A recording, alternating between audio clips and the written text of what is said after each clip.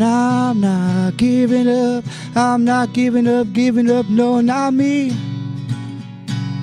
Even if nobody else believes, I'm not going down that easily.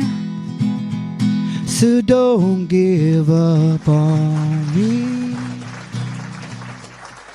Hey everyone, are you rad for Christ? You fired up for Jesus? Welcome back to another episode of Radical Christianity, the talk show that highlights God in action. I am Drew, your host, and it is a blessing to have you here with us. All right, move over, VeggieTales. There's a new cartoon on the block. Oh, I'm just kidding. Who doesn't love VeggieTales? You know, the animated show from the 90s and 2000s featuring talking fruits and vegetables like Bob the Tomato and Larry the Cucumber. These characters present biblical values in a fun and relatable way for kids. But even adults can't help but enjoy the flashy colors and catchy tunes. Hey, did you hear about the tomato that turned red? Apparently, it caught a glimpse of the salad dressing. But hey, that's not as bad as the poor cucumber who became a pickle. I'm sure that's a jarring experience. So if you liked VeggieTales, you're in for a treat. Mike Nawrocki, co-founder of the VeggieTales and the voice of Larry the Cucumber, has released a whole new animated faith-based series. It's called The Dead Sea Squirrels, which is quite a punny play on words, if you ask me. You know I got a thing for dad jokes and puns, right? Well, the story follows a couple of squirrels, Merle and Pearl, who have been frozen for almost 2,000 years and just revived. The Christian show is based on a popular book series from 2019. According to the reviewer, kids will easily relate to the real-life situations while enjoying the fun, Jesus-loving squirrels. And I gotta say, it's refreshing to hear about more wholesome entertainment options out there. I haven't personally seen the show yet, so as always, I recommend using your own discernment on if this show is biblically based and right for your family. Even Jesus, with his parables, knew that teaching through storytelling can be a more powerful way of learning and applying Christian values than by simply memorizing rules and laws. So it's understandable why these kinds of TV shows appeal to all ages, and that's exactly why we like to use humor and storytelling here on Radical Christianity. Hey, what kind of food do rich squirrels like to eat? Cashews. What do you call a Buddhist squirrel? Chipmunk. Hey, did you hear about the squirrel superhero? He was a flying squirrel. Okay, folks, that's enough corniness for now. So tell me, are you rad for Christ? You fired up for Jesus? All right.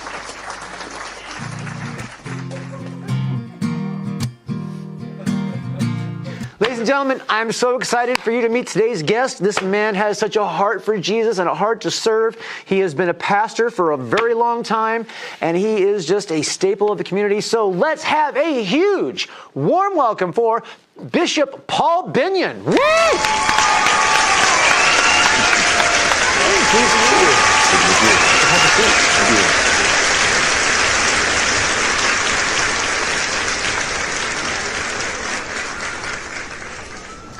So, Bishop Paul, welcome to Radical Christianity. Thank you. How you doing? Very well, quite well, thank you. Good, good, good.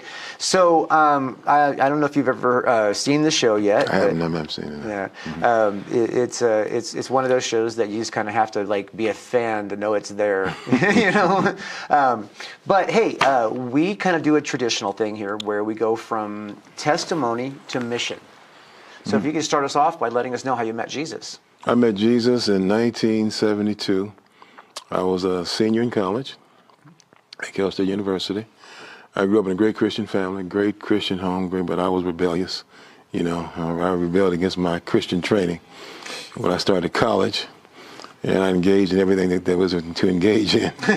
I grew up in Los Angeles. Well, that made it well to make it easy. Yeah, but I made a decision my last year in college that I wanted to live for Christ. And all the foundation that I was given growing up, I couldn't get away from it.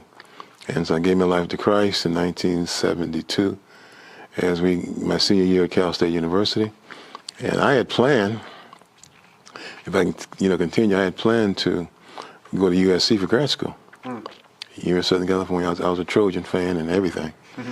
And so the Lord said no. So I prayed and fasted for a year, and then the Lord told me his ministry. I said, what? Me? Ministry? Are you serious, God? God said, yes, I am. And so in 1973, I accepted the call to ministry. And in 1977, I started pastoring. Ah. So where was the first place you started pastoring at? I'm at my first and last church. Oh, okay. The West Side Church you got here in Fresno.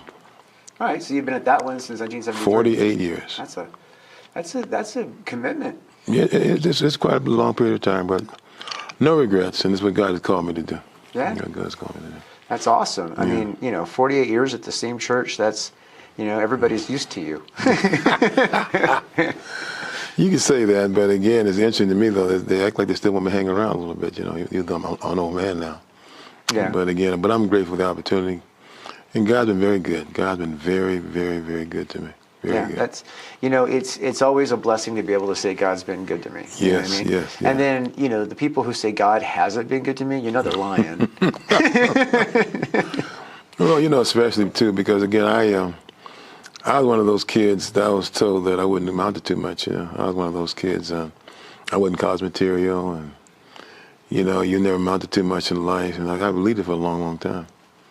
But then God showed me, and so went to college and went to grad school, and God said I didn't take the things other people did. So I'm grateful. Well, see, in 48 years, you have seen quite a bit of growth and change in this area. Quite a bit. Oh, my Lord, yes. Talking about Fresno, right? Right? Yeah. Yeah, definitely. The Central Valley in general, but specifically so. Fresno, yeah. Very much so. Yeah, so, 48 years ago, Clovis was like a bump on the road, right? Very much so. Very much so.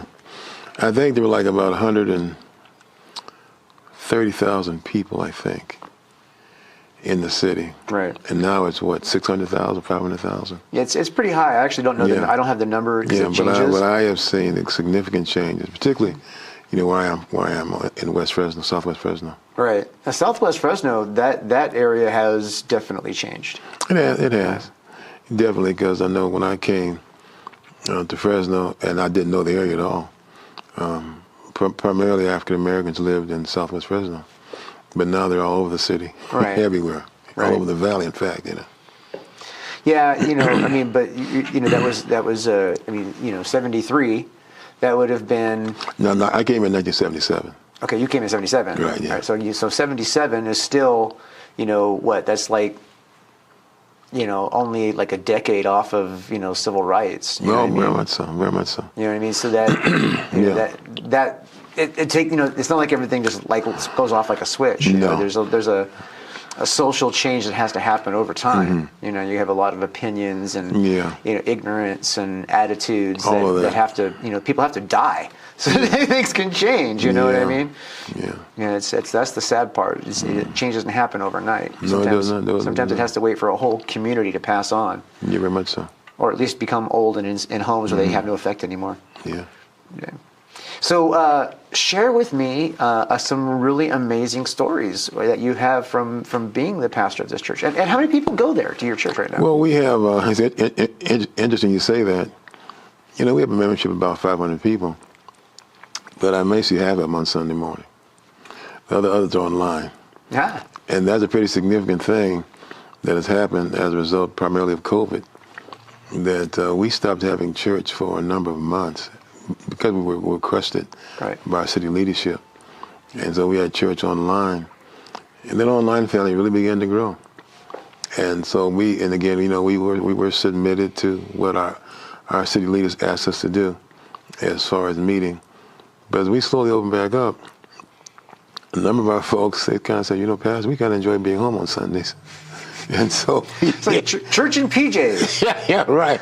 I just roll out of bed and go to church. I don't have to get fixed up and put on... And so we see about half our crowd on Sunday morning. But the other half are tuned in, as my folks tell me on Sunday. And I kind of tease them with regard to... Well, God welcomed our family who's at home in the pajamas in bed having a bowl of Honey Nut Cheerios. God, welcome to the church, But I'm seeing more and more people come back because, again, they need the interaction, need the fellowship. Yeah. Fellowship's really important. Need the connection. Yeah. They need, again, we have several Bible studies during the week, but they're all online. So we Zoom all of our meetings, we Zoom Bible studies, we're Zooming. Someone called me Pastor Zoom the other day, you know. And so, we're seeing, God has moved significantly in our church over the years. I remember I was 27 years old when I came here, 27 years old. I was single, you know. I did have my wife picked out, but I said, honey, I'm going to come get you later, but I'm going to Fresno. And so we saw our church, and I was what they call a bivocational pastor, which was, I worked for the county of Fresno for 12 years as a probation officer. Oh, well, And then the church began to grow, and then I came on to the ministry full time.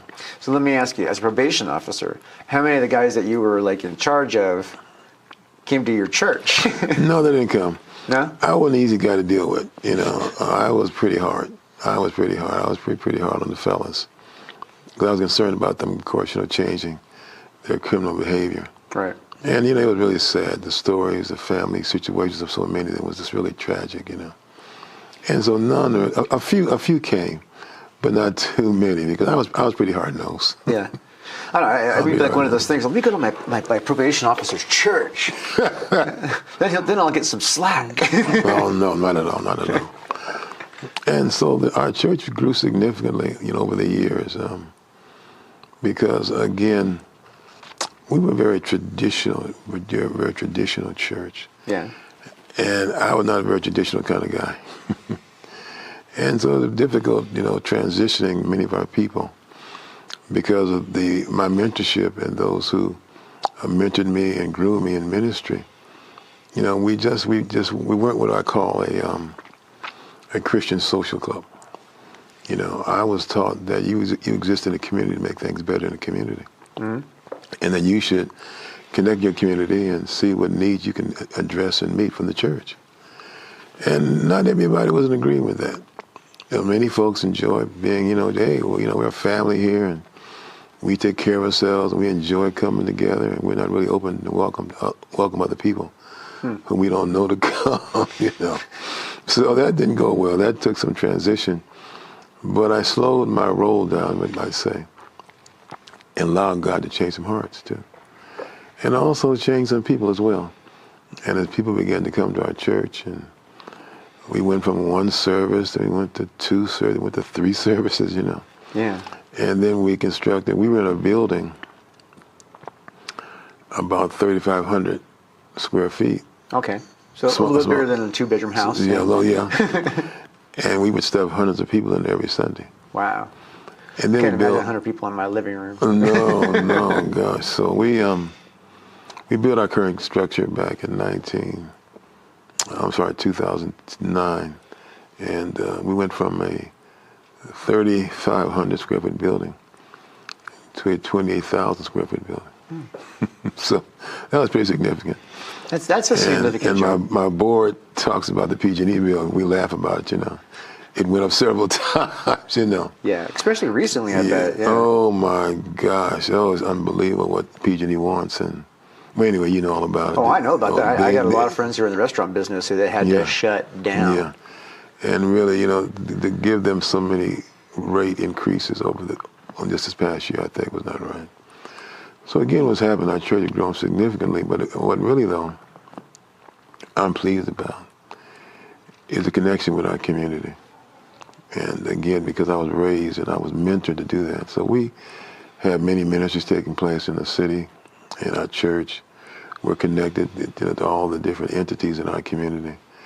And, there was talk about moving our church in Southwest Fresno to do a more desirable part of town. I said, what we mean more desirable?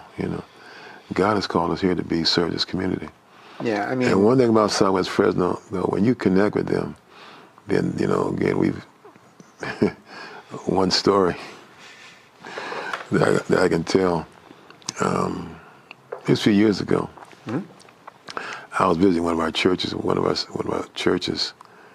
and a young fella came up to me. Well, I'm an old man now, so somebody's 40 years old, young fella. They're a youngster to me now, And they told me about some years ago, And I remember the incident where someone went down our street, California Avenue, and they shot bullets in all the houses except for our church. All the houses up on the several blocks had windows shot out, but they did not shoot the church. That's not surprising. A lot of gangs are intimidated by churches. But again, what happened though, a young man told me, he said, Pastor, we were going to shoot bullets in the church. And one of the guys in my gang said, wait a minute, that's Binion. That's West Side Church of God. They help people. They care about people. They're concerned about us. We won't shoot them. And then the young man went to prison, and he told me he'd been out of prison a couple of years, but he wanted to let me know what happened. Because I remember the incident very well. He said, because you, your church has shown such concern for people, that my friends, oh no, we're not going to shoot up West Side Church of God. But they shot at my neighbors up and down the street, you know. But again, you know, he said he went to prison and he gave his life to Christ in prison, you know. Yeah. But again, we're in West Southwest Fresno. Glad to be there, proud to be there, and we endeavor to reach our community in many, many different ways, you know. Many different ways, yeah. So, I mean, it's like I got so many questions. I mean, you've seen a lot in Fresno. Oh, yeah. I mean, so much has happened. You know what I mean? And you know, it's like like just your neighborhood. Like you said, you know, you're on California Avenue there, and that neighborhood has changed a lot. You know, like it was kind of country probably when you first got there. Oh Lord, yeah, you remember very much so. Yeah. And even still now, you know, the city has really developed in most areas but Southwest. You know, we have not seen significant growth and development. We've seen homes and you know, we have a shopping center there. But we have seen growth all over Fresno, but not too much Southwest. It moves northeast. It goes north. And I have been one that has always told our mayors and city leaders, you're developing everywhere but Southwest Fresno. But we're seeing changes now. There are home developers coming to Southwest now. There are businesses coming to Southwest Fresno. We have a college there now. Fresno City College has put a branch of the college in Southwest Fresno.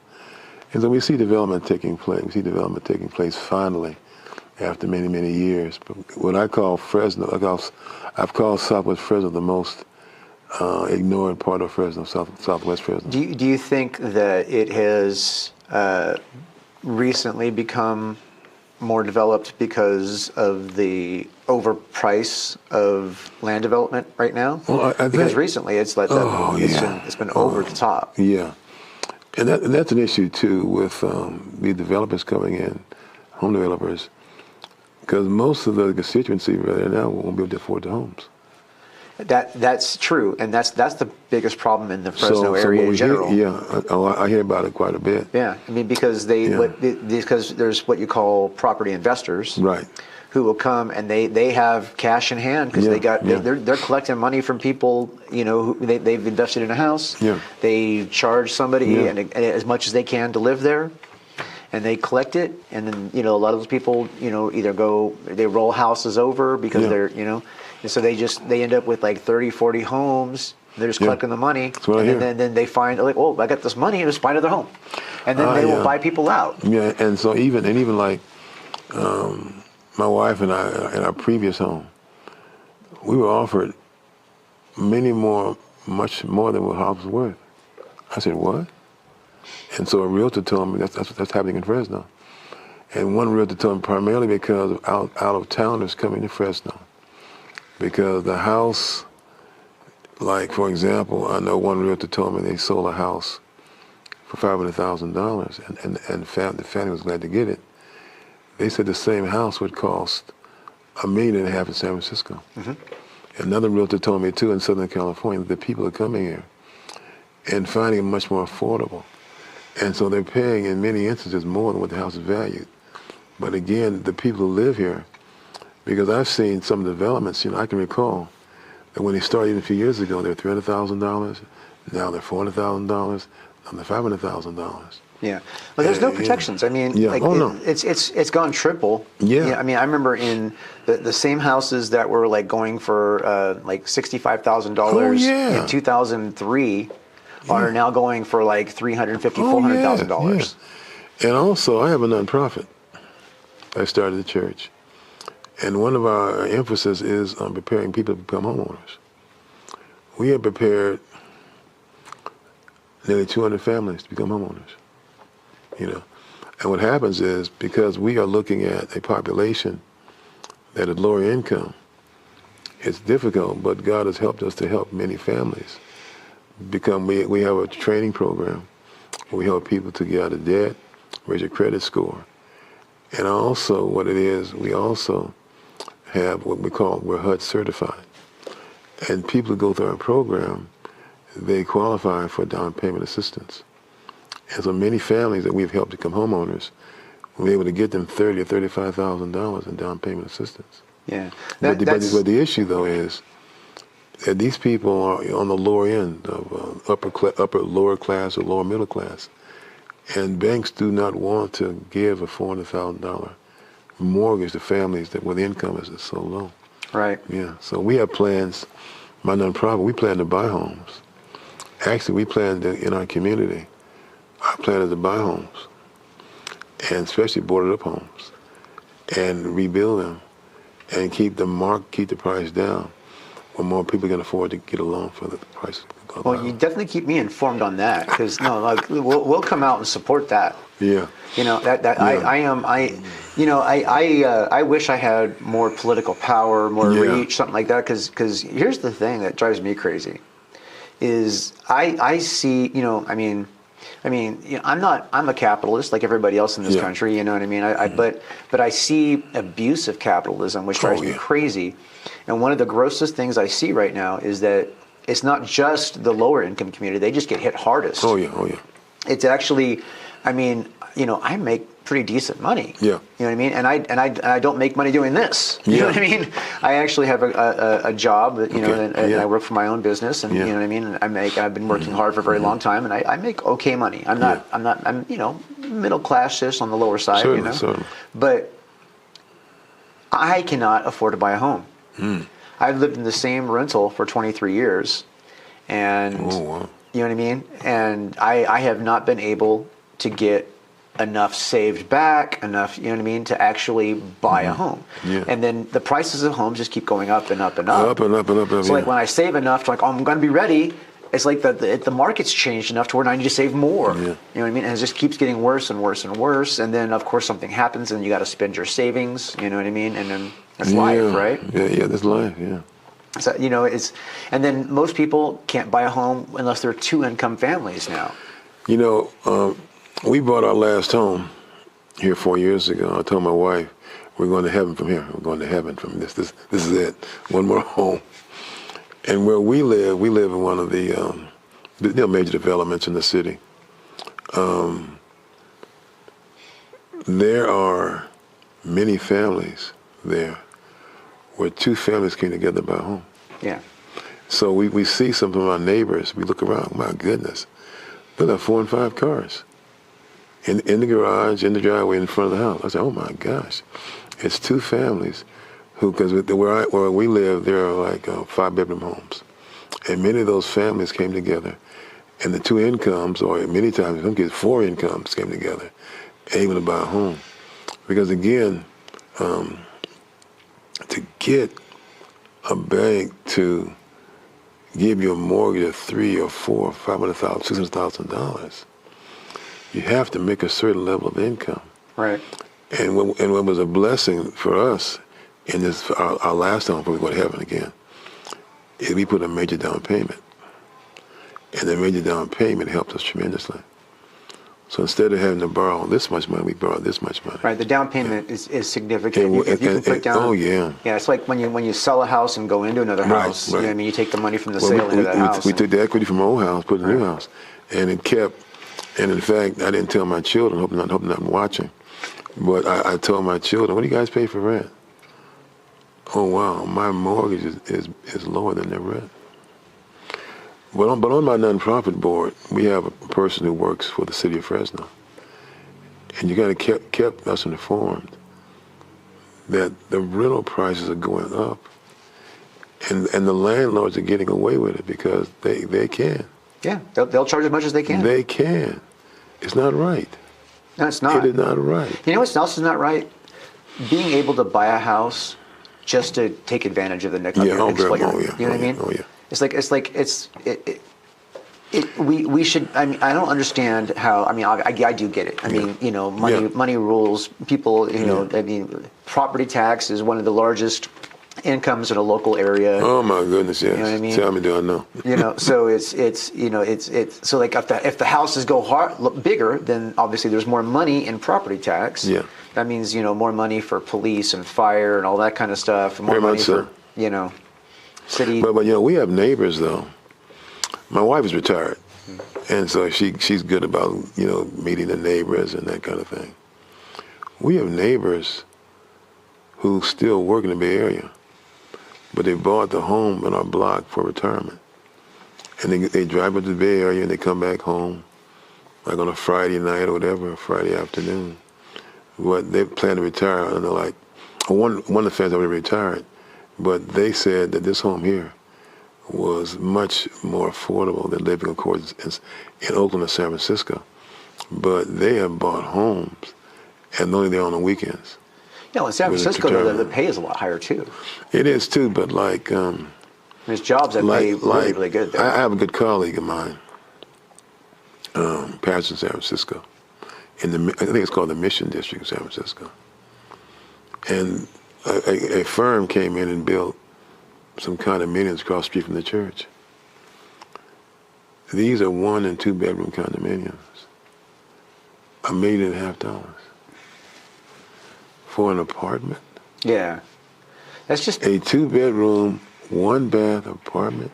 So $1.5 million. Yeah. So this is the thing that drives me crazy, right?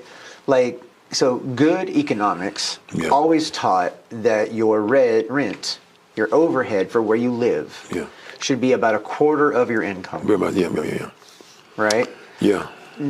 I know people who can't even afford their rent and their power bill at the same time because their rent is like 3/4 their income. Well, I have parishioners, for example, who maybe make $2,500 a month. The rent is $2,000. You can't live that way. But they are. They're not making it. They're struggling. They're not making it. You cannot give 80% of your income. But again, I'm told that rents keep going up and up and up. Especially when Section 8 will cover that, right? And then I think too, and of course now my daughter works for Housing Authority here in Fresno. You must get some inside dirt, because I know some inside dirt on the Housing Authority. Very much so. They are exploiting the community. But the thing about it though, it depends who they deal with. But I think they have a standard of like, you're not going to pay more than 30%, I think. See, there's some people who get Section 8, and that's a whole different conversation. But they do not pay, whatever you make, you're not going to pay more than 30% of your income for rent. Now again, there's two. That's like for 20% of an apartment complex that is designated that's that way. Which it's like very. The thing that drives me crazy about the Housing Authority, drives me nuts about it, is that they will get the inside track on a building because they get the paperwork come into the city. The city tells them, so they go and buy a building up because they got the funds, and then they sit on that building for a long time until they can, until they find the right developer who, or investor who will put the money in. And so it's not even like it's like a like a city-based housing. It's like, no, it's actually somebody who's in it for money. And then it's like 20% of the building has to be affordable, and the rest of it can be exploitive. You probably know more than I know about, but I do know that the waiting list is like years, years on the waiting list. Yep. But Fresno has not done a good job of developing new housing. Because I'm told that I know one of our apartment owners told me, he had a vacant apartment. And like 20 families tried to, he had 20 applications for this one apartment. That's because he can't afford to buy a home. Gangs not going to give him a loan. And so I'm wondering too, is the city of Fresno complicit with this, in that there are those here who have the resources to build, but there's so much red tape and so many hoops to jump through to build. It's more than that. It's also because when they build, right? If they want these people that build, they are. I don't want to drop their names. I actually know some of them personally, so I don't want to call them out in here because I'll hear about it later. Please don't. But they have to manage their business. It's a business. It's a for-profit business, and they want to make as much money as they can. They got construction people that want paid more. Everybody wants to get paid more. And it's very for profit, and so they don't want to build homes and have those homes, first of all, lose value before they sell them. And they also want to make sure that they don't have to sit on too much surplus. So they won't build faster than they can move them. But the city, though, to me, when I say complicit, when we built our church, we had 2 pages of fees. 2 pages of fees. Okay? I said, is all this necessary? We had to jump through so many hoops to build our building. And then PG&E comes, and we're getting ready to open up our church, and we need them to turn on the power and electricity and all that on the gas. $25,000. I said, for what? We're going to charge you $25,000 to turn the power on. So for one of your workers to come and turn the power on, you want a $25,000 check. The guy wasn't there 15 minutes. So those kind of things I think are not fair. But then too, one of our members worked for the city of Fresno, and they said, Pastor, 2 pages of just fees to build. So again, that's why I'm saying the city, are they be complicit with not really helping the building process? I don't think by having so much overhead and so many fees, having to jump through so many hoops just to build. So it's just there's more to it than just that. Oh, I'm sure. I grew up in Fresno. I was born right around the same time you became a pastor. But the thing that I've always known, because I didn't always live here. I actually have been in other areas. Okay. The biggest thing about the city of Fresno is it's got this stigma around it. They used to call it the vortex because you couldn't get away from Fresno. You know what I mean? You'd go away and then you get sucked back in. You go away and you get sucked back in. They used to call it that. But it's because it's a depressed community. They intentionally depress the community. It is not. It's not spoken of really well because people don't want to talk about it because it's easy to deny. Oh, that's not real. It's just conspiracy theory. No, it's true. It's true. It is an intentional movement by the powers that be. That they keep people struggling so that their incomes can stay low. So that that they can tell people who have money. Come here and open a business. Put in a big, huge whatever. You know what I mean? So that you can have people who will get paid, minimum wage, and they'll be happy to accept it. Well, the reality is too, there are a few families that are extremely influential in this city. Yes, there are. And I know them. You probably may know some too. I know them too. Yes. And I did not know this for a long, long time. But it seems like they control things. They run things. Their money dominates. Because they can get people elected. Major things don't happen in the city unless they approve it. And I have been one who's talked to mayors and city council people. Who are you really working for? And then I won't name the mayor, but he said, well, I want to make sure that certain people are happy in our city. Is that important? So important that a few families are happy as opposed to the thousands here who will be impacted by these decisions, you know. And so it's been my experience over the years, as I've gotten to know people and families, that I found there are a few influential families who really have too much say-so on what happens in our city. But here's the thing: the families shouldn't have say-so what happens in our city.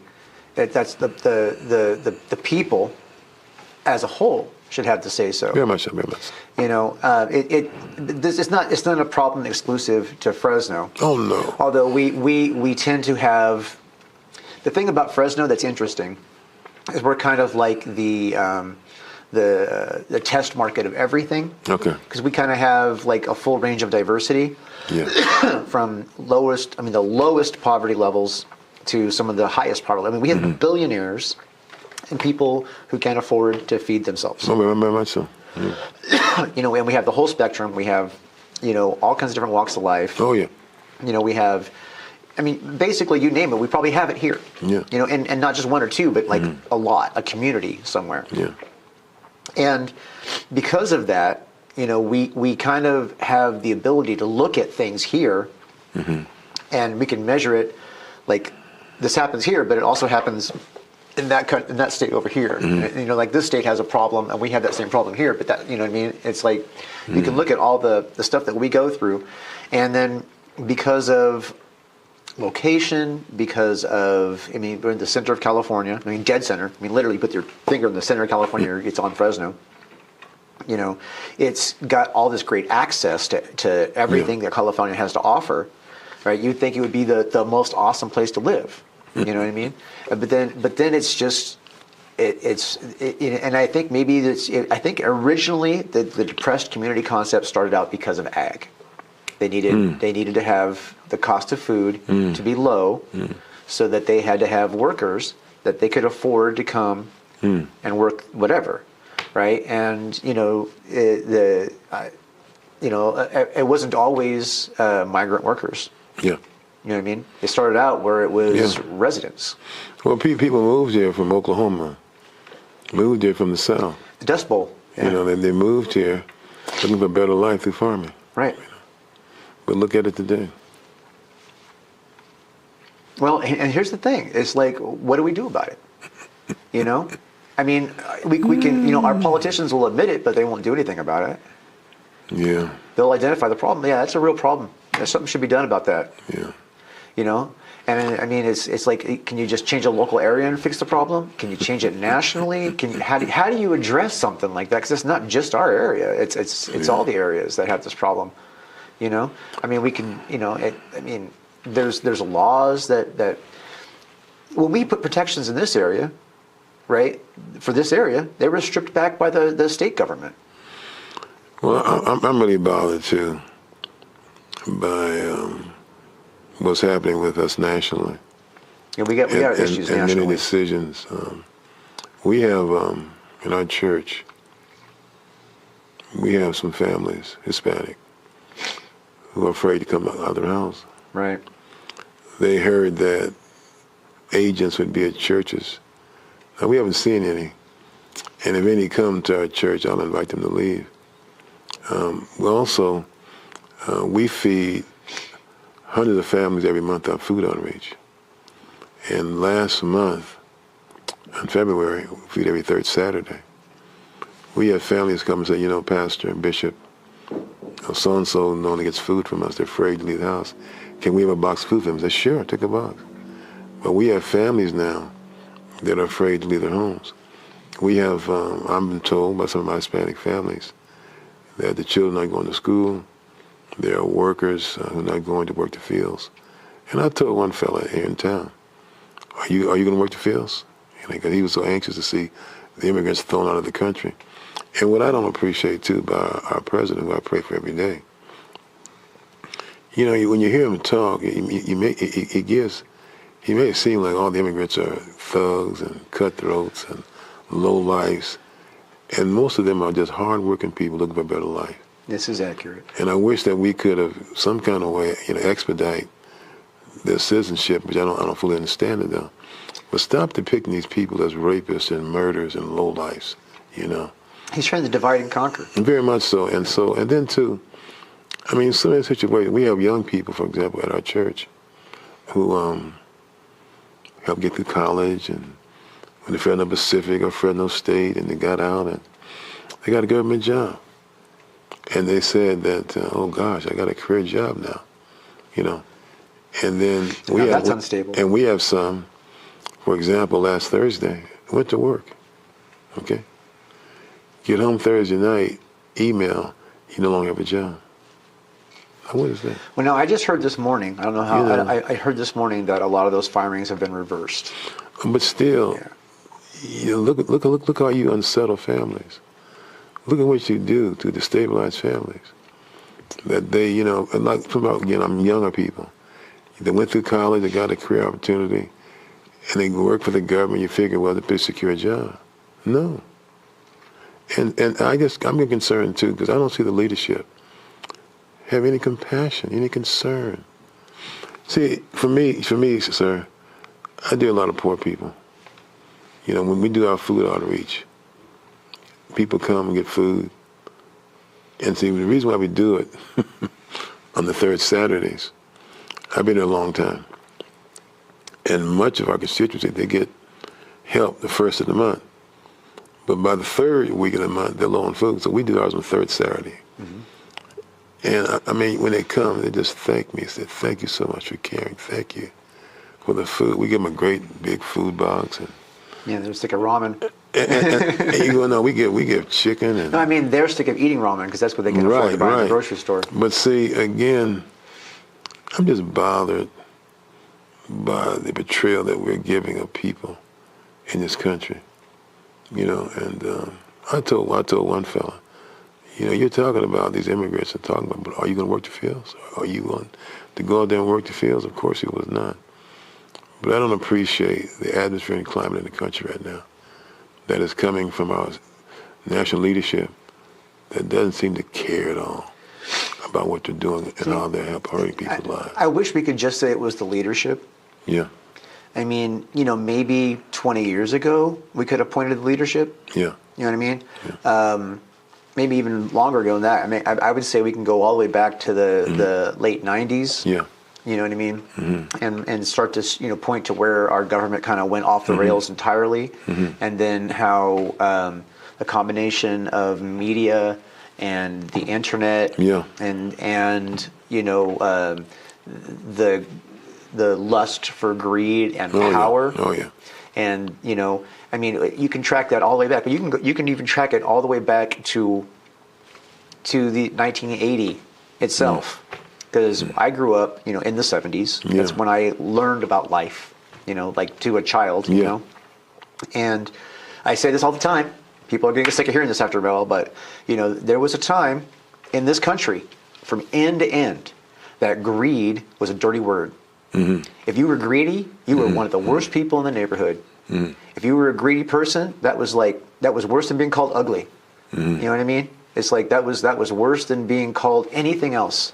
You know, it's like if you were greedy, you were somebody who hurt the next person. Yeah. You know, and then, you know, I mean, you know, the laws shifted. You know, the way that there were some laws that were presented that shifted the way that the stock market was handled, and it changed attitudes everywhere. Where like greed was like for it was easy money. You know, and people don't want to lose their easy money, you know, and so you know it. Well, you know, like for me, you know, I'm a Bible teacher. The Bible speaks very clearly about that as well. Very clearly. And I think we have to teach and instruct our people that, you know, as I say all the time, you know, I'm blessed to be in a position where I can share and help somebody. You know, I teach about giving. You know, there's what I call a generous giver. And a generous giver is not just a person who supports the church financially. When you have resources, you can help other people. And so you can help and plant seeds, help other ministries, give to the poor. I mean, in many ways, help kids get through scholarships. In many ways, give. A generous giver, again, is, you know, God has blessed us to be a blessing. But again, like you said, there's an attitude with many people. They have a hoard, they want to hoard it all. And they tend to they look down on people. Why aren't you making it, you know? Like when people talk about Mr. Trump inherited millions and millions of dollars from his father. He was not a self-made, well, okay, he worked hard to get it. Yeah, actually he's lost his heritage almost entirely a couple times. Again, 6 bankruptcies, he's filed bankruptcies. 13 bankruptcies. 13 bankruptcies. So again, you know, but I'm bothered by what I see. But our leadership.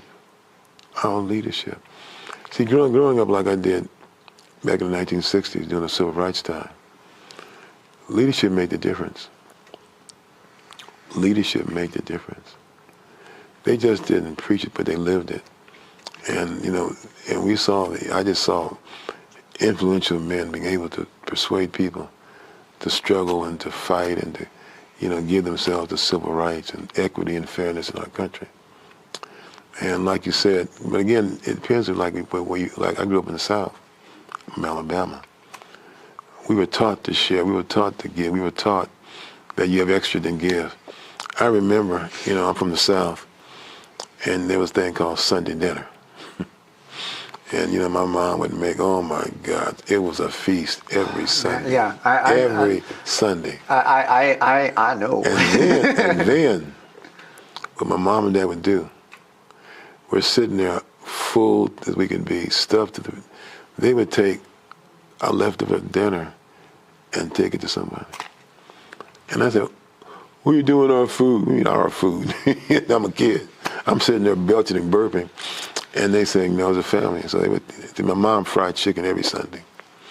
And she always had 2 meats too. I mean, oh gosh, it was like a smorgasbord every week. But again, what they did was they would take aluminum pans. You guys would be like about an hour. They would take food to people. Yeah. And so that's how I was raised to, as God blesses me, then I have resources I can be a blessing to other people. Yeah, so let me give you a tool that I recently got the statistics on. So the baby boomer generation, yeah, right, which you belong to. Me, that's me. I'm Gen X. Okay. You know? So the baby boomer generation, they had a different style when it came to the cost of living. Mm-hmm. Housing and electricity and the necessities were very, very cheap. Mm-hmm. And the luxuries were very, very expensive. Luxuries cost about 3/4 of what they made, and the necessities were 1/4 or less than what they made. That's where they. That's where they. When they were struggling, when they had hard times with it, that's where they were.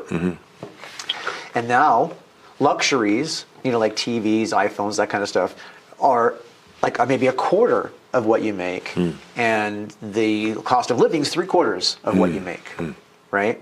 So people are poor not because they have an iPhone. People are poor not because they have nice sneakers. People are not poor because they have a nice TV or 2 or 3 TVs even.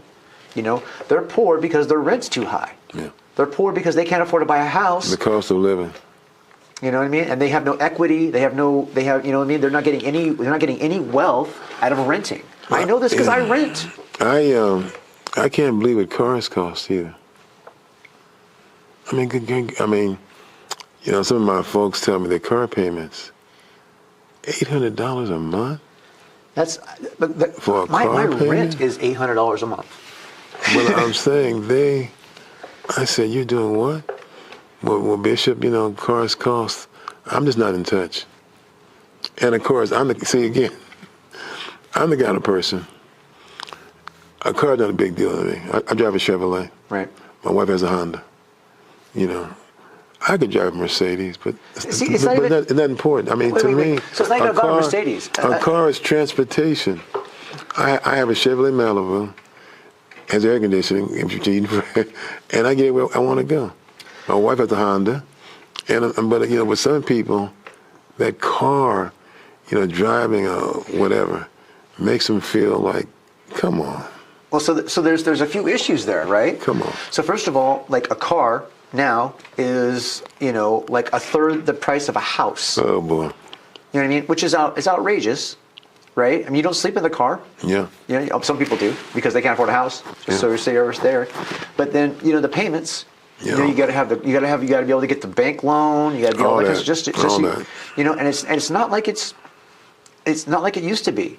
You know what I mean? And so what we have is a lot of people who haven't made that connection. You know what I mean? Because their house, they bought their home so long ago, they got it either paid off or their mortgage is low. Yeah. Their property taxes are low. You know what I mean? Because they lived in the same house for so long. You know, there's a large, because the baby boom generation's huge. Yeah. There's a large part of the baby boom generation who is force-fed this concept that the people that are poor are just milking off their taxes and milking off the government and taking this and taking that. Lazy and trifling. Lazy and whatever. And here's the thing. A lot of people just give up. It gets too hard, they give up. Yeah. I mean, there are people who go to jail on purpose because you got no responsibility, 3 hots in a cot, and that's more desirable. That's sad. Than being free. That's sad. And that's true. That's so sad.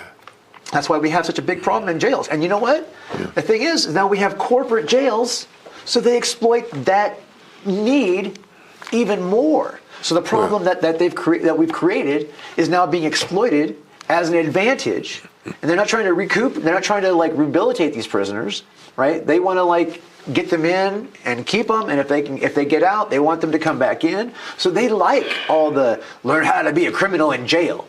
You know what I mean? They love it because it just makes more business for them. It's the gross exploitation of humanity. And let me tell you, this is something I say all the time. It is that, in my understanding of the Bible, in the Old Testament especially, it is the exploitation of the fellow man that God hates the most. Well, it's sin. it's sin very much so, and the Bible is very clear about taking advantage. See, we are to position ourselves biblically to come alongside. We are to position ourselves biblically to come alongside and help people and help them up. And again, because of the culture I was raised in, as I went up, I pulled others up with me. Right. Not leave them behind and, well, you know what, stay down there. But the culture I was raised in is that as God blesses you, again, you'll be a blessing to others. That's why I put so much emphasis for young people on education and going to college and trying to help them get to school. And that's beautiful. You know, because again, I'm we're having a college fair at our church in a couple of weeks because regretfully, one of the results of COVID is that African American children or young people, the attendance is down for college. We're trying to raise it back up. But even then, like I tell some of my young guys, in fact, a guy was a young man was in my house. We have solar panels, and I hired this young kid to clean the panels, you know. And his son, he's a senior in high school. You going to college? Oh God, no, I'm not college material. Who told you that? But see, like in our junior college, well, it's called community college system now. You can get a trade. I have one of my assistant ministers is administrator at Valley Children's Hospital. They have jobs they can't fill. They pay $60,000 and $65,000 a year. You can live in Fresno on $65,000 a year. But again, you can live in Fresno. You can live in Fresno, but again, what it is, these jobs require maybe a year or two of college. You know, and like we have electricians at the church who make $50 an hour. I said, you make $50 an hour, you're an electrician, and that's again a good salary. So I mean, everything doesn't require college education, but some training, having a specialty in something. But we need to encourage people, you know, because again, like we had one of our young men, regretfully, family situation sad too, just really had no value for himself at all. I'm taking a space. I said, what do you mean by that? Well, and I've been told I'm not going to be anything. Who told you that? That's not true. The community's telling him that. Yeah. The world's telling him that. And regretfully, his family. Well, they're being told that too. And that's sadder. It's even sadder. I mean, it's especially if you live in the Fresno area for generational. I mean, like we have all kinds of problems, and they're the only reason why people think that the problems are based on race is because certain communities are all the same color. You know what I mean? It's not because of their color. Yeah. It's because that community, like that family, or that, you know what I mean? It's like that community is underserved, and you know, and the African American community, the South Side, that side has been neglected severely. Oh yeah. Because of old prejudices that were there, and that has that chasm between the socials has not healed. But also too, those of us, again, I'm a broken record here.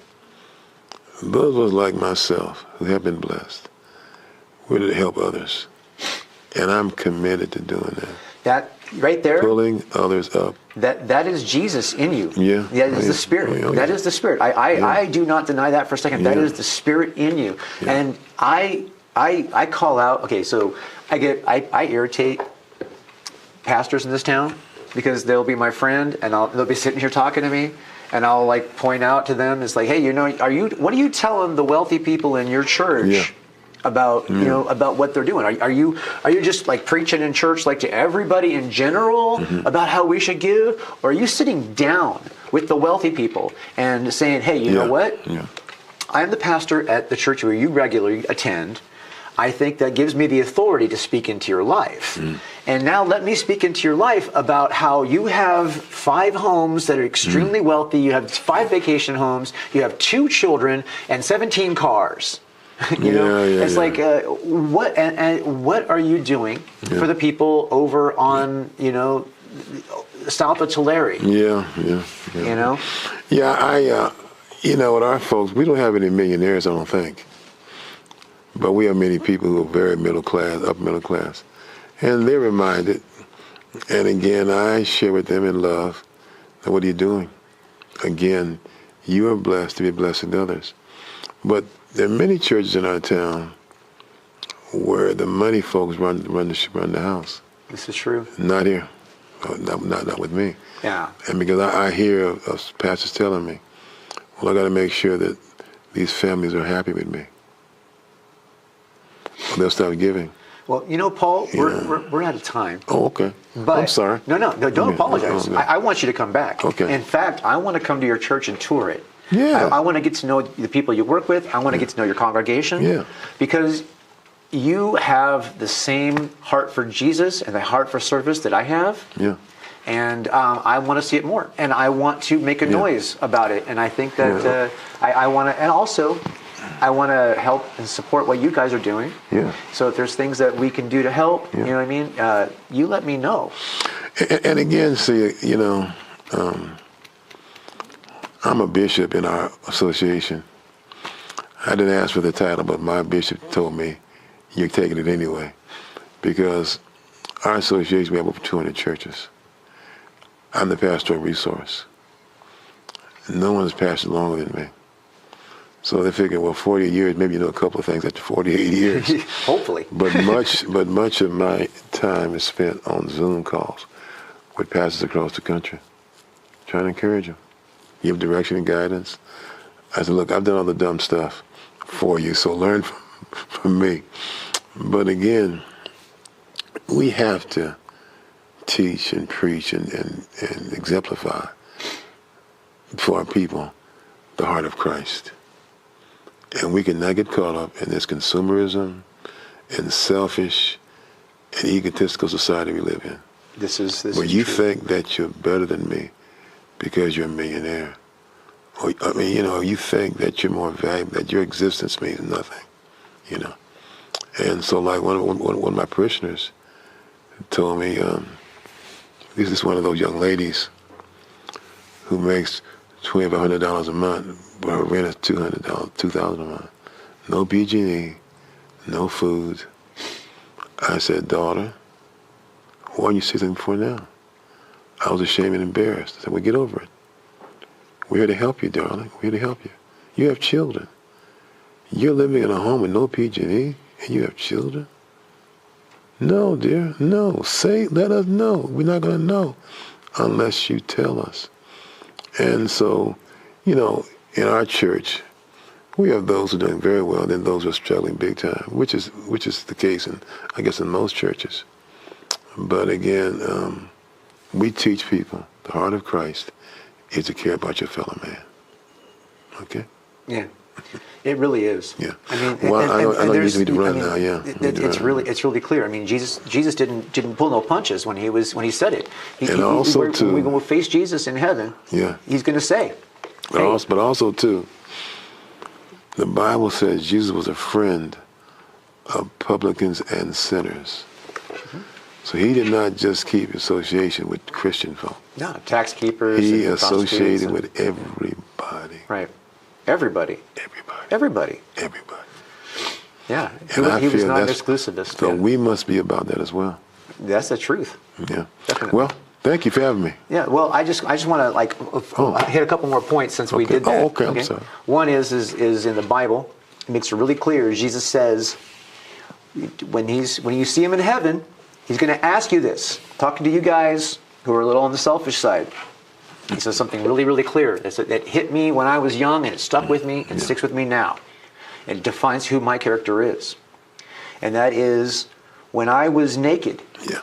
did you clothe me? When I was sick and in prison, did you come visit me? Yeah. When I was hungry, did you feed me? Yeah. And they said, well, Lord, when did we see you hungry? When did we see you naked? When were you in prison? And he said, when you do it to the least of these, my brethren, yeah. you do it unto me. Yeah. That's clear. That is not deniable. Jesus was clear about that. Yeah. If you're not doing that, Yeah.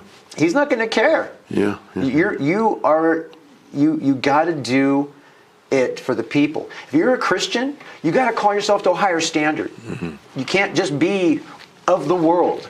Okay, because as Christians, this is where we are in the world. We are not of the world. Yeah. We have to be. If you're of the world, you are letting God down, or you're really not knowing Him. Obviously, you're not spending enough time with the Bible or in prayer. If the Spirit's in your heart and you're living like that, I'm confused. So, I'm sorry. I get on my little soapbox every once in a while when it comes to stuff that frustrates me. Well, I'm a soapbox kind of guy too. I admire you, Paul. You're very kind, sir. We have a saying here. Yeah. You're definitely rad for Christ. You're definitely fired up for Jesus. Oh, Lord, yes. And we love to see that here. Okay. God bless you. Good. Coming back. Let it come back. Hey, I want you to come back. Okay, And all right. I want to come visit your church. Please do. All right. God bless. God bless.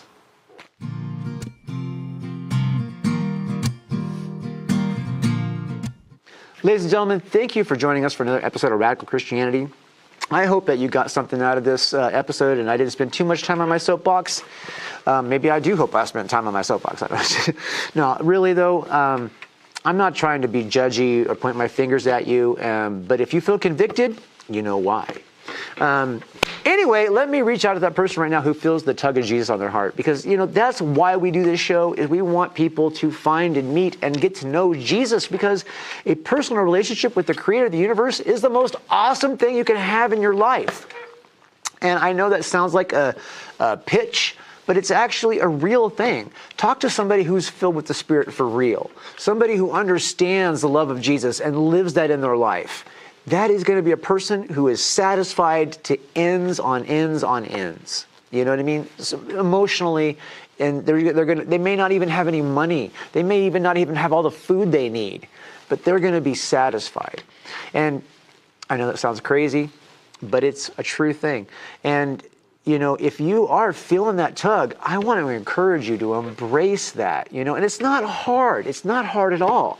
I mean, in Romans 10:9, it says that if you declare with your mouth that Jesus is Lord and you believe in your heart that God raised him from the dead, you'll be saved. And that's not like this is the rules. No, that's just an example of why it's so easy. I mean, really, it's simple. You just got to say yes to Jesus. You just got to say yes to Jesus. That's all. You just got to say yes. And it's because if you're not saying yes to Jesus, it means that you're saying no to Jesus. And let me tell you, when the end times come, when it all is all done, and we're having to look at the bill at the end of all of it, you know what I mean? You're going to want to have Jesus in your corner. I'm just saying. Anyway, I'm not trying to scare everybody, but maybe you should be a little scared. If I'm saying something that scares you, you might need to be a little scared. Maybe I'm pushing a little hard. I am not some televangelist that tells you you're a sinner. But if you feel convicted, maybe something's saying something to you. Anyway, if you are looking to establish that relationship with your Creator, if you want to know Jesus like that, all you got to do is talk to Him. It's super simple because it's a relationship. What's the first thing you do in a relationship? You get to know the person. You talk to the person in the relationship, right? So you want to just talk to God. Just talk to Jesus. Say, Jesus, I need you. The way I'm living my life isn't working. I need to do it your way because my way is just making me unhappy and miserable and I'm empty inside. Maybe it's not that extreme. Maybe it's worse. But just express it to God. Just tell Him what's going on. Say, God, I love what you're about and I want to be that. There's so many ways you can express it, but it's really just saying yes to Jesus. And if you're saying yes to Jesus today, or if you have watching this show or a rerun or whatever, we would love to know about it. Please go to our website, radforchrist.com. That's R-A-D, the number 4, Christ.com. And there's a form there called Got Saved. If you fill out that form, I'll be able to send you a Bible and a little gift to let you know that we are excited that you joined the family of God. And also, if you're on our website, you can ask a question if you want to know about the show or about the Bible or about our staff or the guests or your math homework. We're not really here to do your math homework, but we'll try, Anyway, so please just ask us. We have a form for that. And if you have a prayer request, like there's something on your heart, something bugging, someone in your life is suffering, you need prayer for something, you need some prayer reinforcement for something, just let us know. We are here to serve. And this is the most important part. And that's Jesus Christ loves you. And so do I. Thank you for watching Radical Christianity. We will see you next week. Woo! And I'm not giving up. I'm not giving up, no, not me. Even if nobody else believes, I'm not going down that easily. So don't give up on me.